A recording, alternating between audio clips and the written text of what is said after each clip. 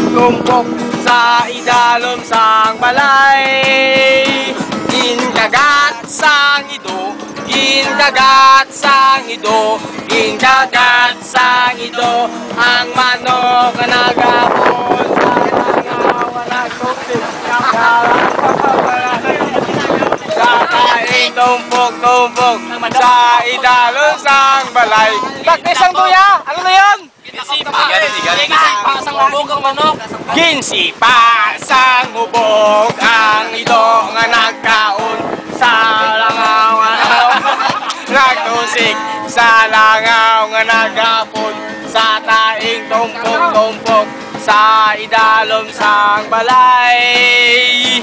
Ginsipa sang hubog ang ido nga nagkaon sa manok nga nagtusik sa langaw nga nagapon sa taing tumpok-tumpok sa idalom sang balay.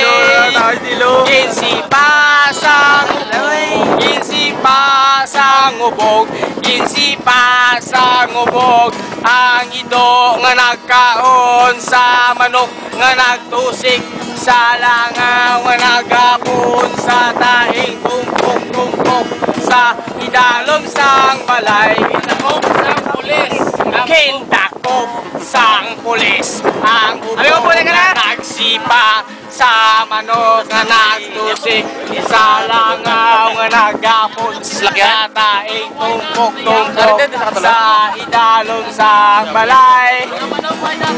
Kintakop sang pulis ang hubog nga nagsipa sa ido nga nagtusik sa manok nga naghapon sa langaw nga naghapon sa taing tumpok-tumpok sa idalom sang balay.